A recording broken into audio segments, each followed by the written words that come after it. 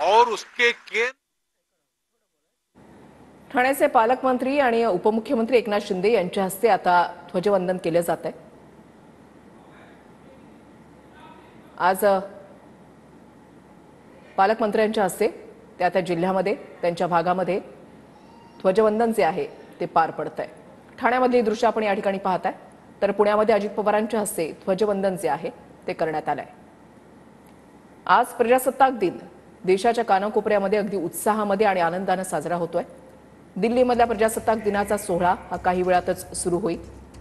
जगाचं लक्ष या सोहळ्याकडे लागलेलं आहे आणि नवनियुक्त पालकमंत्री आपल्या आपल्या भागांमध्ये ध्वजवंदन करतायत। ठाण्यामधली दृश्य आपण पाहताय, उपमुख्यमंत्री एकनाथ शिंदे आणि पुण्यामध्ये उपमुख्यमंत्री अजित पवार यांच्या हस्ते ध्वजवंदन पार पडतंय।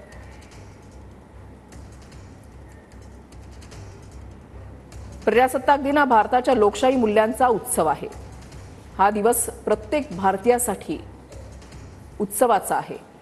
हा उत्सव आहे प्रजासत्ताकाचा, हा उत्सव आहे लोकशाहीचा, हा उत्सव आहे प्रत्येक भारतीयाचा। हा दिवस आपल्याला आठवण करून देतो की आपण सर्व समान आहोत आणि देशाच्या कारभारात आपलाही वाटा आहे।